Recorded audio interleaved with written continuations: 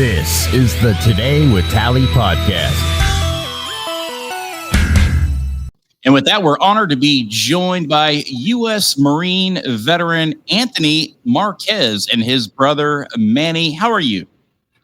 We're doing great. Thanks for having us. Doing good. Thank you. Yes, sir. Look, Make Peace or Die. This newest film, this movie that you guys did together as brothers is truly remarkable. And I know it's something that you guys are probably very, very proud of, to do this in remembrance of, all the Marines that were lost while you were serving with them, Anthony, with 1st Battalion, 5th Marines. Now, Make Peace or Die. Look, I look at this. There's a lot of different ways that we can unpack what make peace or die means. And we all know, that famous term is you got Marines in combat, and you're engaging the enemy, and you're basically warning the enemy, you can make peace with us, or you will be eliminated.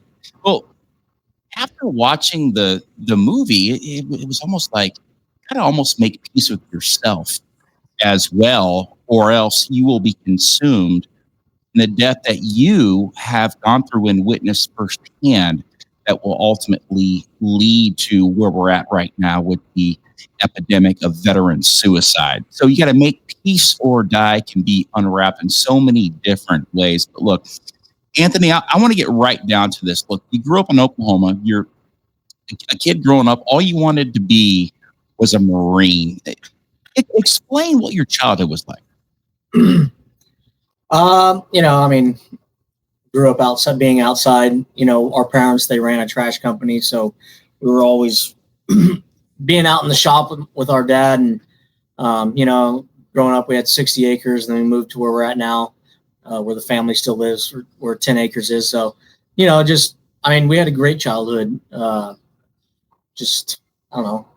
Manny could probably, he's been around longer than me. He could probably touch on that more. Yeah, we spent a lot of time outdoors. We had horses, we had guns, we had a canoe. We just kind of were always, we were in Boy Scouts at the time. We were always outside camping with our dad. And, our uncle was a Marine in the 70s. Was a tank driver. And Anthony always I loved him too, our Uncle Robert, rest his soul. But Anthony took a real connection to him and wanted to really be like him. And so I think Anthony's love for the Marine Corps, obviously we had family, both of our grandfathers fought in World War II. One of our grandfathers also fought in Korea. So we had cousins in Vietnam and then our uncle, but Anthony kind of linked on to our Uncle Robert because of that Marine Corps connection. And so even as a little kid, he was always wearing a Marine OD cover and running around trying to be a Marine with Uncle Robert. And, he was always the one destined to be the Marine, So, yeah. And what a team. Did you guys ever think that Anthony would go off, join the Marine Corps, have a successful tenure with the Marine Corps, go to combat, experience what he did, come back, and you guys make a movie together about the experiences that Anthony lived through? That's just incredible. And then, you just got back from film school, or you did film school, and now you've got this insane collaboration of two different lives coming together as one here, as brothers. I think that's a very special thing that you guys are actually going through right now. Yeah, it's kind of an Okie, we joke like the Okies left in their depression to go to California.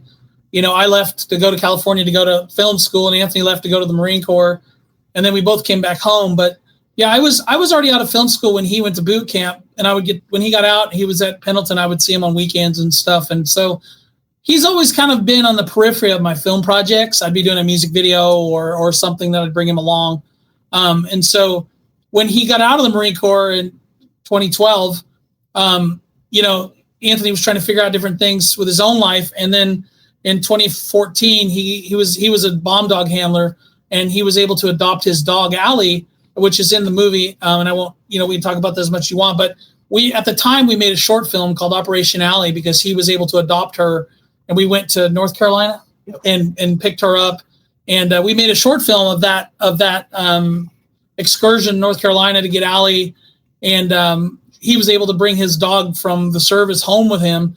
And that was an award-winning short film that we took to many different film festivals, not just veteran film festivals, but documentary film festivals. And so by 2015, we kind of knew we were a good team in terms of filmmaking. And Anthony had an interesting story. We didn't know it'd go further than Operation Alley. And then in 2017, we did a short film called 17 Carvings.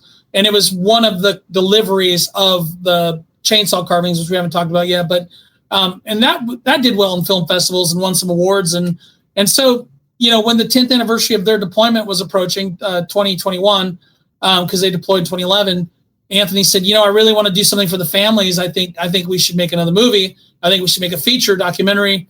And so we started plotting. Of course, as you know, and everyone, your listeners know, a global pandemic hit around that same time, 2020.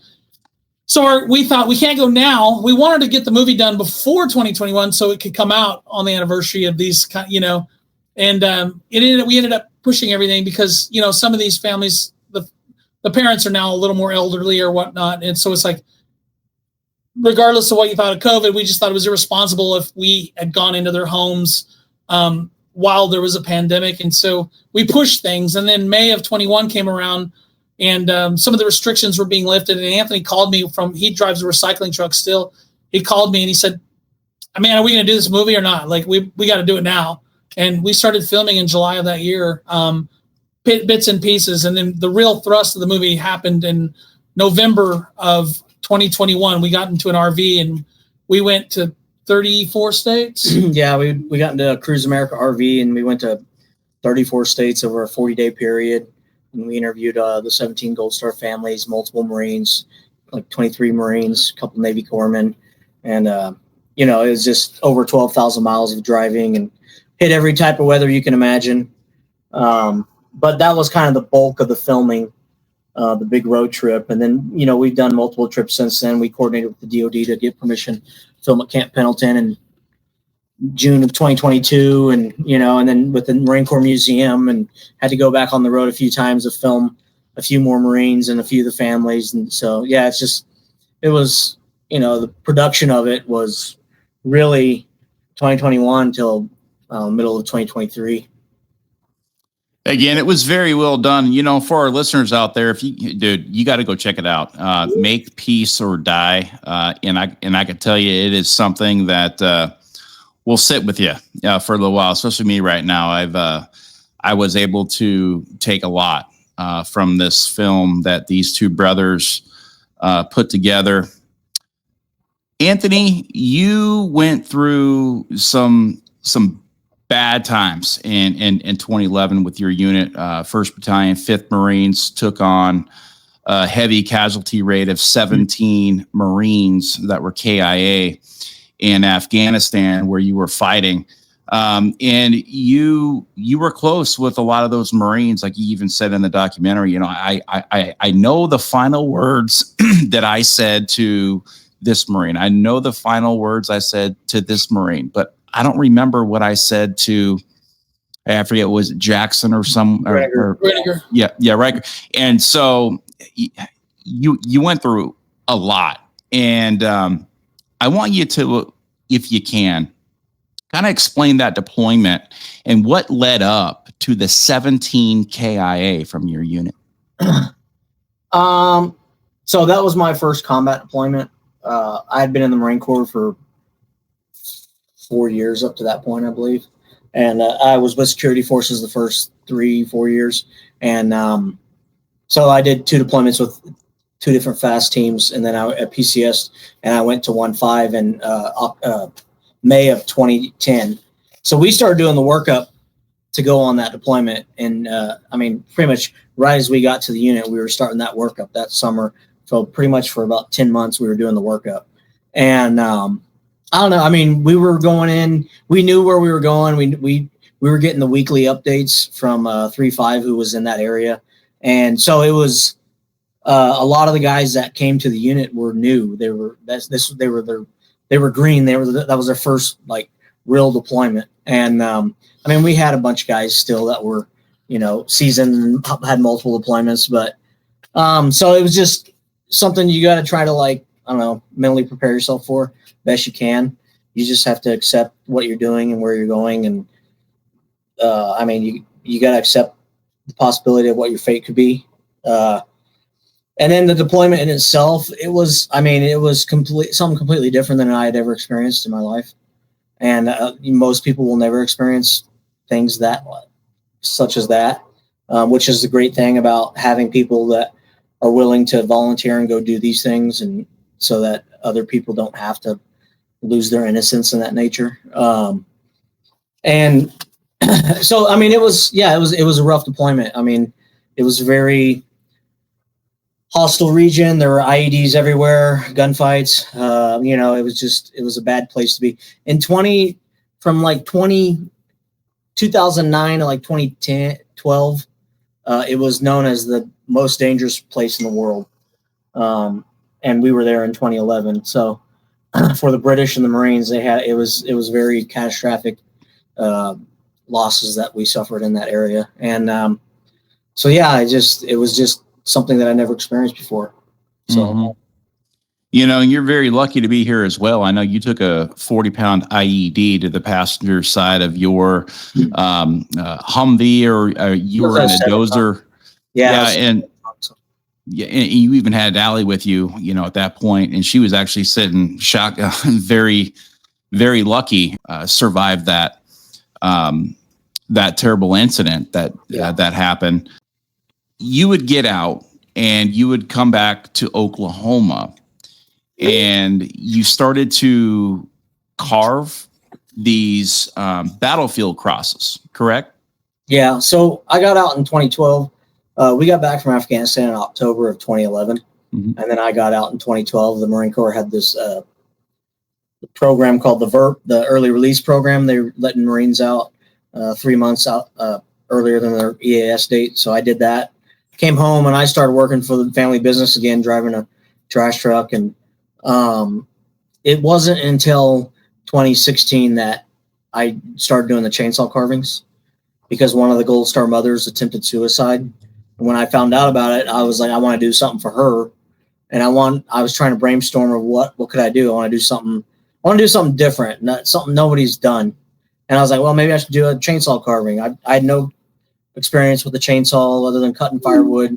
And, so I reached out to a guy, and him and I did the first carving together. And then I delivered it to Grenadiers family on the 5th anniversary of his death at Fort Snelling in Minneapolis, Minnesota. And from that point, I was like, well, there's 16 other families. I need to do it for the rest of them. So that's where doing and delivering the carvings to all the families all over the country the idea came from. And that was, I drove 46,000 miles in just under 3 years, stood at all the Marines' graves and gave them a carving. And so that's kind of where the premises of the movie came from, because they all, when I would give them a carving, they'd all say the same thing, that they're just afraid their son would be forgotten. So it's kind of like that led into doing more with the film. So when that Gold Star mother attempted suicide, how did you know?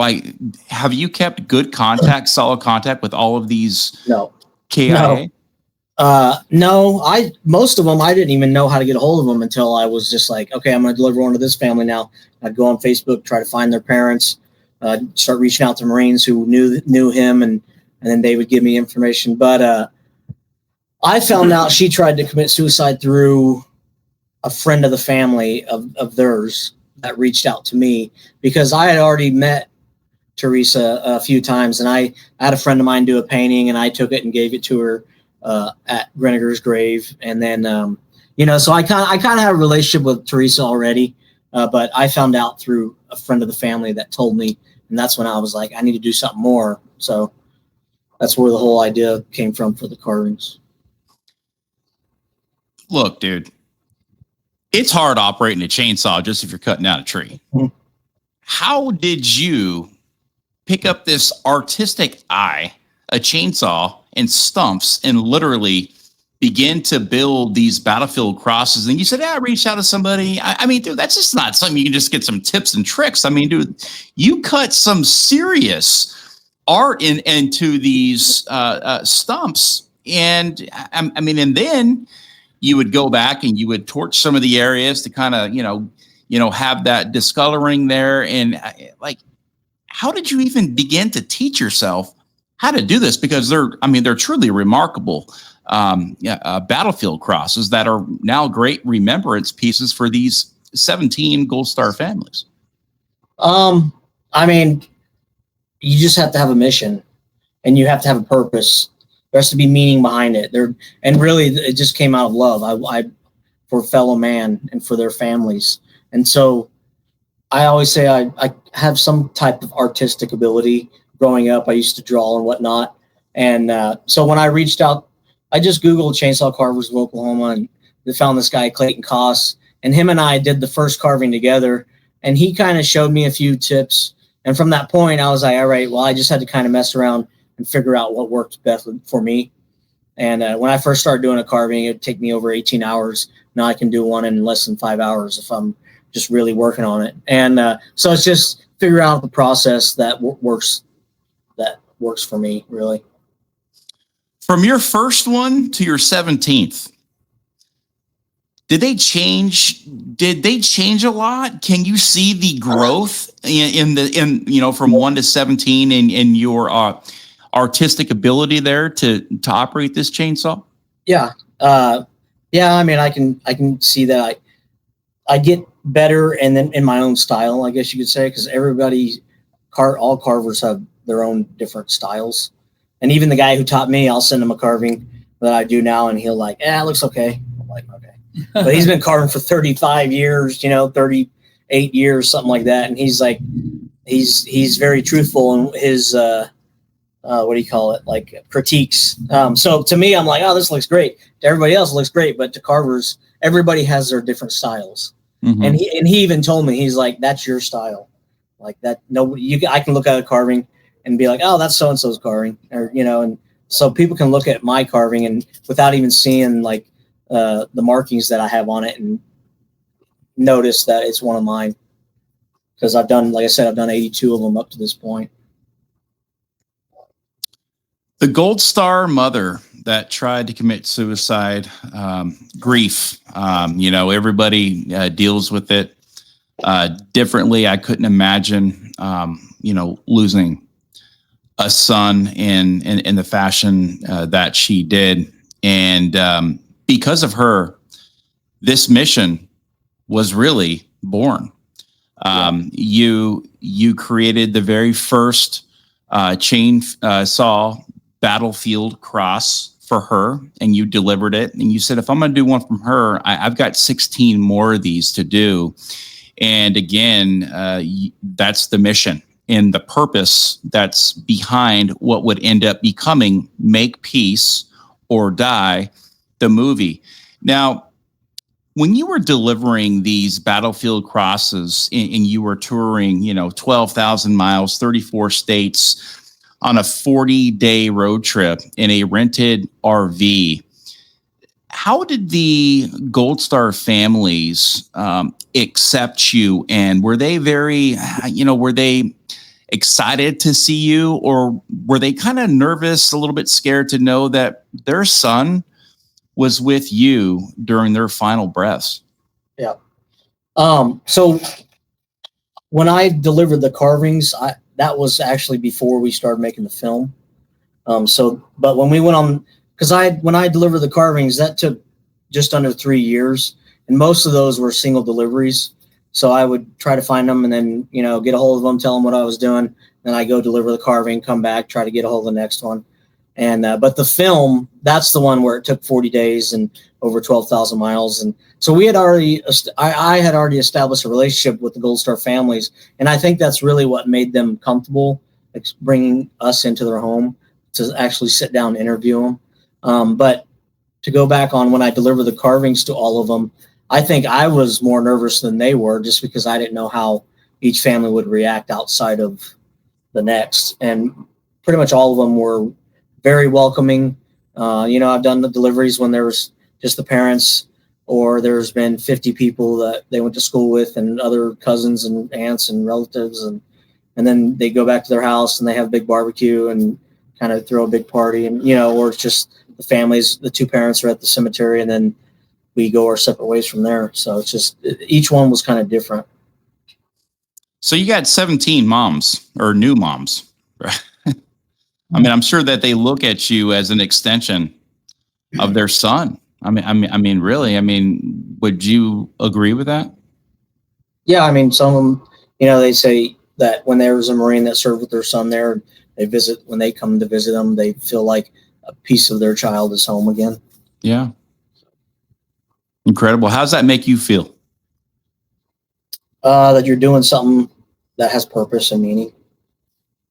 So you're doing something that is righteous and true. I don't know. Have you kept up with a lot of these other Marines, from your unit? You said that you have, reunions and stuff that goes on. Are you guys still pretty tight unit? I would say I keep up with more now after the film, because there's been guys with other companies now that we've established relationships with that I didn't even know before, because I was in Alpha Company, First Platoon, and there's dudes from Charlie Company and Bravo Company and that have come to the screening in San Diego, and they come to the museum screening, so I think it's even more that I've established a relationship with more of the Marines from the unit.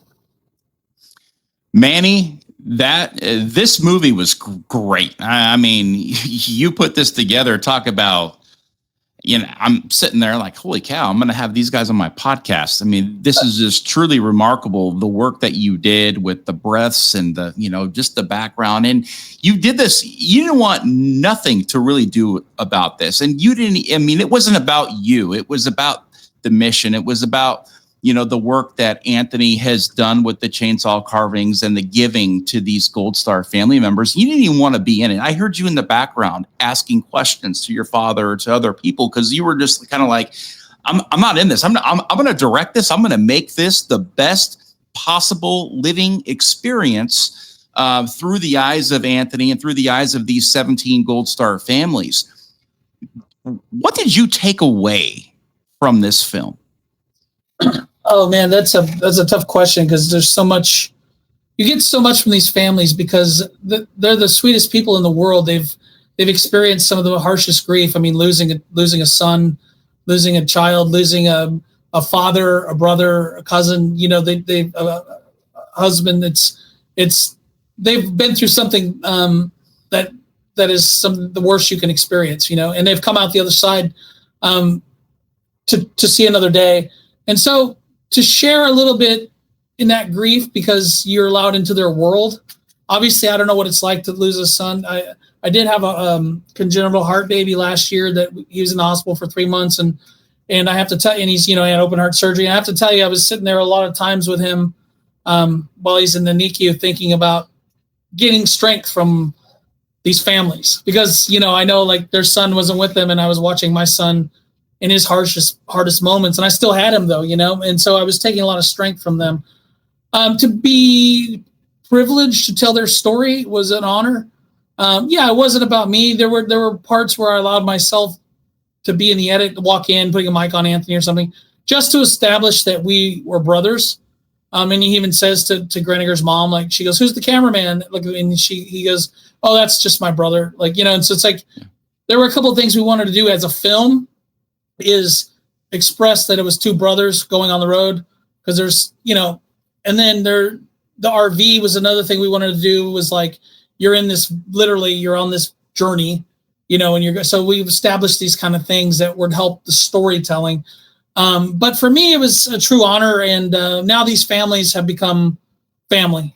I mean, I think like I can't name them all. I mean, I can name them all, but the Verbeeks are like aunts and uncles to me. The Frokers are like one of my mom's sisters. Like they're really like family to us, and they love Anthony, because he brought a piece of their son back, and they love to tell their son's story. Like Rosalia Verbeek, when I said, "Tell me about Jared," and she just said, "There, Jared, you, a complete stranger. Until this day, I've never met you," saying his name. That's why I'm doing this. Jared. And it was like, and now her and Travis, her husband, are like they're like an aunt and uncle to me. Like I love them. He texts me all the time and we chat and sends me Instagram links. And, you know, they're family. They're family. I mean, the families of the 17 are family to us. It came to Anthony's wedding. I mean, you know, it's just, that's who it is. That's what it is. And so to be able to take my camera into their home, it was never an interview. It was a conversation. We never pressed them. We never, you know, somebody else asked me in another interview, like, how do you talk about such intense and personal topics? And it's like, you know, the way you do it is you just go and talk with them because they have things they want to say about Jared, about John, about, you know, Joshua, that nobody's listened or no one's given them the opportunity. So the point of the movie was to create, not to promote me or not even to promote Anthony. It was to create a space for these 17 Gold Star families to talk about who their son was and to give a voice, to make their names known and to give that family a voice. Because we've seen tons of movies about, oh, veterans should take, mushrooms or smoke weed, or we've seen movies about PTSD and God knows we need them.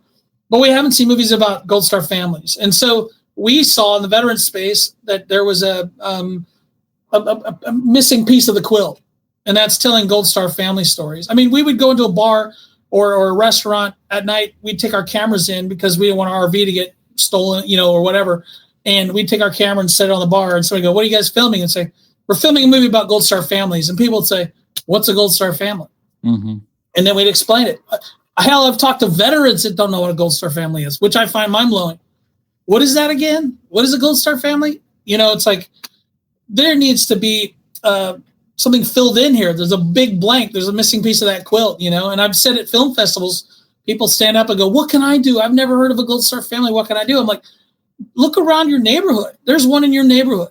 There's someone who's lost a son or a daughter that maybe you didn't, you know, maybe you were against the war, so you scoffed at their flag they had in their yard, and you didn't know what that yellow ribbon was, you know, or whatever. But like, look around because they're here.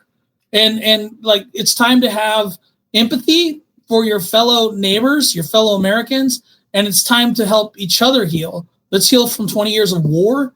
Let's heal from 20 years of political conflict within our own nation, and let's help each other like find this empathy and healing. So that was my motivation, and to just never question them, just provide a platform for them to talk about their sons, you know. When I watched this movie, I took away something. And every single time that you ask, hey, you know, was this something that you wanted your son to do, join the Marine Corps? Were you excited that they were joining the Marine Corps? And I think every single one of them said, no, I didn't want him to join. And I was against them joining. And even the one father said, and then he came to me with band. Hey, Dad, I'm going to be in the band. And then, you know, he was 17 years old. So he, you know, I think he went into the delayed entry program, and his dad signed away his son's life ultimately. But of course it was wrapped up in, I'm going to be in the band. He did that for 4 years, stayed in the Marine Corps, and then went over into EOD, explosive ordnance disposal, which would ultimately take his life in Afghanistan, and be one of the 17 Marines that were KIA during your deployment with 1st Marine or with 1st Battalion, 5th Marines, Anthony. So were you guys surprised that the majority of these families were against their sons joining the military? I don't know. I mean, I don't know about surprised. I mean, my dad didn't want me to join the Marine Corps. I said it in the movie. You know, it was a time of war. And, you know, if you're in the Coast Guard, you're probably not going to be going overseas. So I think the families just didn't maybe want their sons to join just because it was a time of war. And, you know, they don't want to lose their child. That's always a possibility. But I think most of them, and pretty much the majority of them, were supportive of their son's choice to do that. And they are proud of the path they took. They just wish it would have went a different way. You know, nobody wants to lose their child. You had all of those families were very patriotic, you know, and 4 of them the dads had been Marines, you know, so if any of them, the Marine dads, you know, I don't want to speak for them, but they kind of feel like their sons joined because of them, you know. They follow in their footsteps of their father, and then so they might hold more of their own guilt, their own kind of guilt because their son joined because dad was a Marine, you know. Lots of generational Marines out there. Yeah, for sure. You know, especially here in Texas. I'm sure where you're at in Oklahoma. You know, it's something, you know, that a lot of Marines around here walk around. I'm fourth generation, you know, Texan and Marine. You know, so they kind of go, you know, hand in hand. And oh yeah, of course, you could still be absolutely 100% patriotic to the core and still not want your son to join the military. So that's 100%, you know, factual right there. You know, and again, it has everything to do with love and not wanting to lose your son or your daughter, you know, in combat, you know, in the Marine Corps. Man, Manny, so when you were putting this film together, you know, because I already know Anthony has already lived through so much of this grief on his own, you know, having been there during this deployment, having gone through the tremendous loss of these great men that he served with. What did you take away? I mean, other than what you had already you know, mentioned about the strength that you took away from these Gold Star families, but is there a certain moment? Was there a certain time or a certain quote or a certain thing that happened to you when you were speaking to these Gold Star families that you heard that will always stick with you that you could share with us? I mean, I think really that moment I mentioned with Rosalia Verbeek really touched me because she got the mission right there. Like me not knowing her son, I didn't deliver carving. I didn't go to Afghanistan. I came into her home. She made us breakfast. We sat down and have a conversation on camera. And I asked her about her son. And to her, for the rest of her days, as long as people are talking about Jared, then he's alive. His you know, spirit is alive. His remembrance is alive. And so like that was the biggest moment for me. And that was almost near the end of our trip even. We were probably 3/4 of the way done. And when she just says, you saying his name, a complete stranger, that was so important because that's what is happening now when people see the movie. I mean, you asked us about Greniger, you know, you asked us about, you know, it's like now people are talking about Greniger, you know, and when Anthony can tell you the story about when Greniger's memorial happened, that what General Savage said, because this was an impetus for the movie, but that was really the biggest moment for me. And then, you know, other moments at the film festivals, the Mendez Hernandez family thanking us for making the movie and, you know, getting Marines to actually go visit them. There's been things happen over the course of the release of the film that we see the fruit of it, you know? And so it's like, we don't do these things in vain. We don't make this movie for our own self-gratification. We make the movie to make their names known and give a voice to their families. And that's happened. I mean, in November alone, we got the Nielsen ratings from PBS. And we had 1.3 million views in November alone. So, you know, that's on traditional broadcasting. For a documentary there's no celebrity in it. That's a documentary on public television.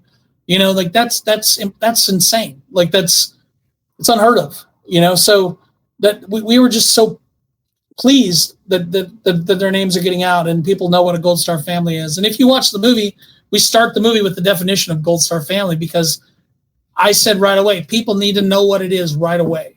So they know that's what they're supposed to be learning, you know? So that was the other thing too, I guess, just go like the meaning of what a Gold Star family is. And obviously I knew what it was, but that it was a need in our country to make people aware, you know? So they are only gone if they are forgotten. Yeah.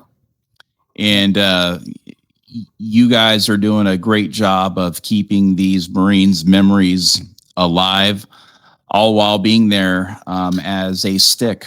You know, as one of the Gold Star mothers says, by myself, me just being one stick, I am very breakable. But you put 17 of us together and you're not going to break us. And I feel that you guys, Anthony, not only with this whole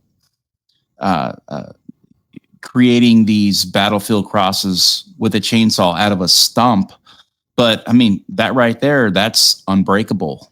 talk about how many sticks could you stick in a stump? I mean, thousands of them, and so here you are, you're building something with not only your hands, but your heart, your vision, your newfound purpose, and really to give back to these Gold Star family members in absence of their son. And I can only imagine how they feel. And when, another part of this movie where somebody even lost their house, but the fireman brought out the battlefield cross. He says, "You're going to want this. We saved it."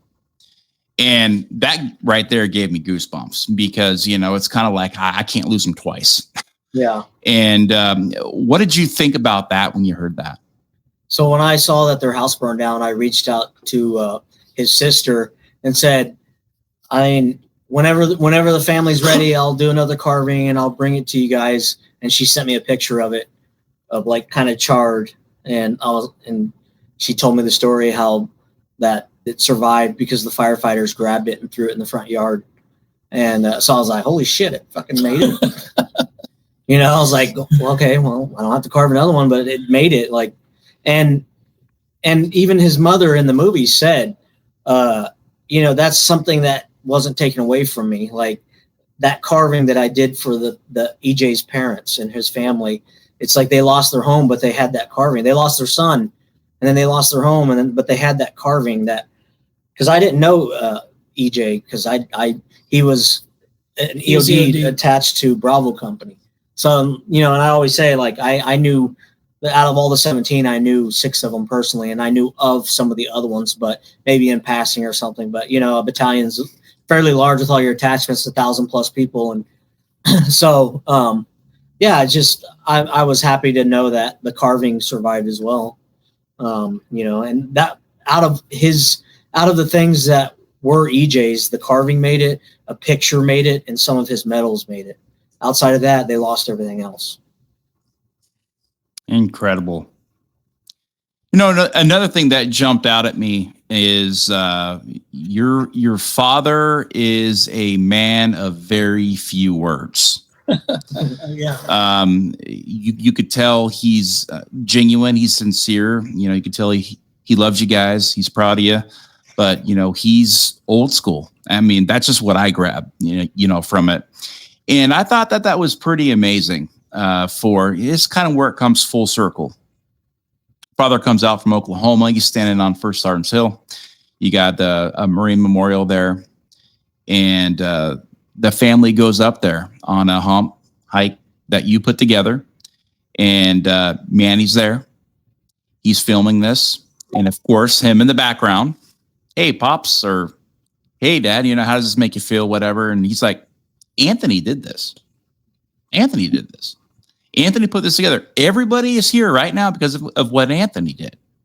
And you have, a father and his 2 sons at this memorial in Camp Pendleton after everything has been done. And after all these families have been blessed with their own battlefield cross. I thought that moment was pretty remarkable there at the end. And sincerely, I thought that because the father showed some emotion, like, wow, that was emotional because, he's very, to me, it just, yeah. To where he said, I'm proud of my son. I thought that was awesome. I'd like to say, like, Anthony didn't do any of this. Anthony didn't even want to be in the movie. He's like, we'll go on the road. We'll interview these families. I don't even want to be in it. And I kept saying, well, Indiana Jones and the Temple of Doom would be boring if it was just the Temple of Doom. Like, you got to have a hero. And I mean that like in the storytelling sense. Anthony leads us to these families. Anthony had this idea. So it's like, Anthony, you got to go. At the same time, Anthony's doing his own healing, right? But my dad, on that topic, always taught us to be like men of action, not men of words. And so like one time I had some problems as a kid. I was sick and had an eating disorder, and I won't get into that. But like, I said, you never told me you loved me. You never said this, and I was trying to blame him for all this stuff going through therapy, and he looked at me and he goes, I get up every morning at 4:30. I go to work in the rain and the snow and the sleet. There's always food on the table and there's a roof over your head. What else do I need to say? And somebody might say that's a little rigid, but he's right.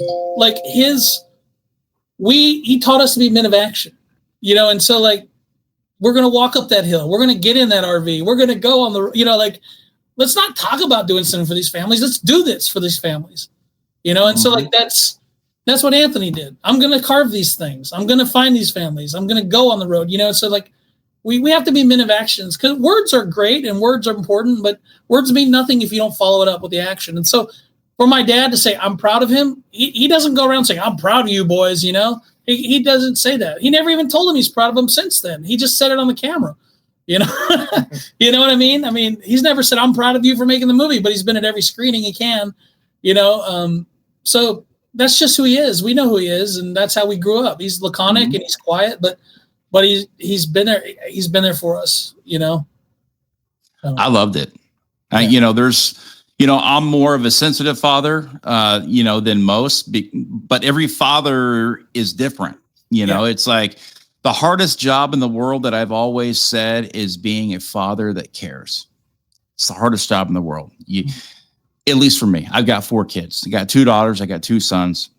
The worrying is always there. And then it's, you know, it's anxiety riddled. I don't know. That's just how I do it, because when you love somebody so much, I'm a protector. I got to make sure that they're always taken care of and they're safe and that they're happy and that they're healthy, and, you know, give the pain to me. I can handle it. You know, I'm always just looking out for that. But what I did take away is that, you know, your father is a lot more laid back and reserved. That doesn't mean that he doesn't care about you guys. It just means that he's more quiet. And when he spoke, when he speaks, people listen.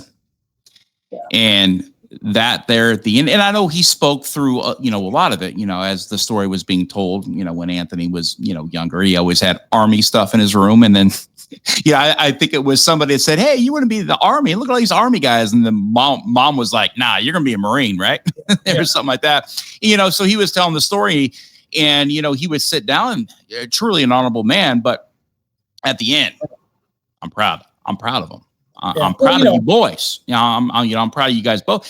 And you guys were able to put this stuff together again as 2 brothers, you know, on First Sergeant's Hill, with your father, with your family, with the 17. I mean, it was just full circle. That's it. The end. And, you know, I thought it was great. Thank you. Yeah.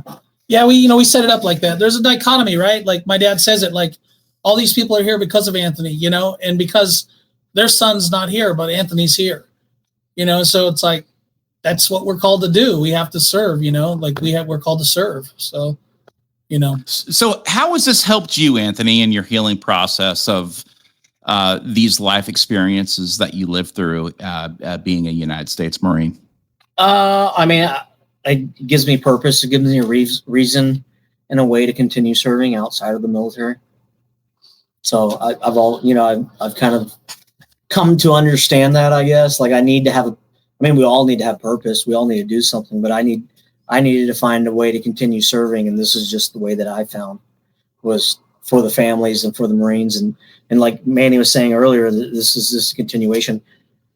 There has been other Marines now that have established a relationship with these Gold Star families that the families needed. It's like, you know, I'm just a one-man show. We're just a film crew. But like now that there's more Marines from the unit reaching out to the families and going and seeing them. And I mean, I've had one of the Gold Star families sent me a screenshot of a message she got from a Marine that he said, you know, I've thought about reaching out to you for over 10 years and I never have. And when I watched the movie, I knew I had to, and blah, blah. So now they've established a relationship, and, you know, so it's a way, I think it helps a lot of people, the families and Marines, you know. What's next for you, Anthony?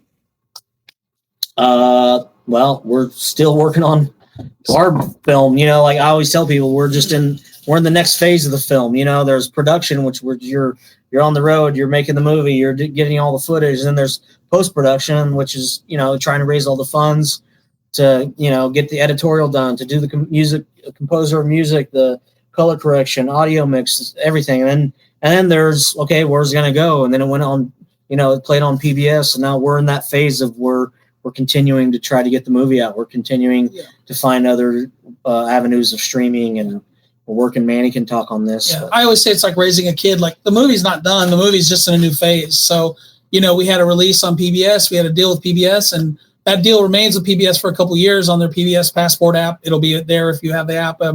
But we retain certain rights. So we're still going after a theatrical release, where we're going after another streamer with our contract. We could have it on another streamer, barring certain blackout dates and such. So we're not done. Like, we had maybe over 2 million people now see the movie.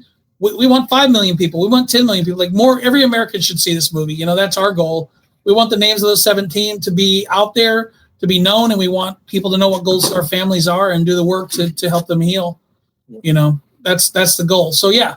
And we have other movies in the works. Will Anthony and I do them together? I don't know. I have a Vietnam. I don't just do war stories, but I have a Vietnam story I'm trying to get off the ground, and other projects. So, yeah, more in the works, So this documentary here, how long did it take to put this thing together again? About a year or so? 3 years.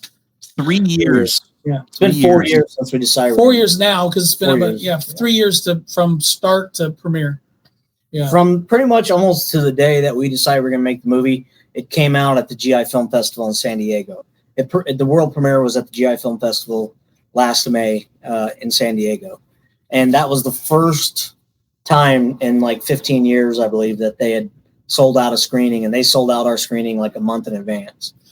And then we went to a few other film festivals across the country. I mean, one in New Mexico, here in Tulsa. And then it came, the actual broadcast release was on Veterans Day of last year. So I always say, I mean, it just played again on national TV on Memorial Day. So we got Veterans Day and Memorial Day, two of the major holidays, I'd say holiday, but dates around the military. And the film is played on national TV now, and it's still streaming until June 21st on PBS and YouTube, and YouTube and the Passport app. So people can watch it for free for another, what's today, about 11 days. Yeah, online still. So, but then there's going to be other ways we're working, and stay tuned. You can go to makepeaceordiefilm.com, and we have a news blog there. We have information and trailers and merchandise. Makepeaceordiefilm.com. You can follow us there, or Instagram, Make Peace or Die. Make Peace or Die. Love it. Hey, one final question for Anthony. Dude, have you always been so jacked, or is that just from carving with chainsaws? No, I don't know. I had to find ways out before I started carving. And I just had to find like therapeutic ways. So the gym was away, and the gym and skydiving is like my form of therapy outside of therapy. He wasn't that big in the Marines. He was skinny little fucker. So yeah, I mean, I was thinking, small Marine, but huge veteran, because you got that freaking chainsaw in your hand and you're carving, all you're doing is carving. So I'm just messing. Gentlemen, thank you guys so much for joining me today. I mean, what a movie, what a story. It's truly remarkable. And my condolences to Ali, as well, and the 17 KIA that you served with. I can't imagine. So you did a great thing, and you're still doing a great thing by keeping these memories alive. Like I said, they're only gone if they're forgotten, and you guys have done a truly remarkable job as brothers. And I can only imagine the relationship that you guys are building now on another level, other than just being brothers, but being business partners, really. And brother learning more about one side of the brother that the other brother didn't really ever know about. And, you guys are a great team, and it shows. Like Anthony said when we first started, I'm just here to help be a conduit to keep this country free and prosperous. And sometimes people got to sign up to do things that other people don't want to do. And I'm one of those guys. I'm one of those guys that's willing to lay it all down on the line for you. So again, remarkable. You guys laid it out very well. Good job. Yeah. Thanks for having us, Brian. Thank you. We appreciate it. This is the Today with Tally podcast.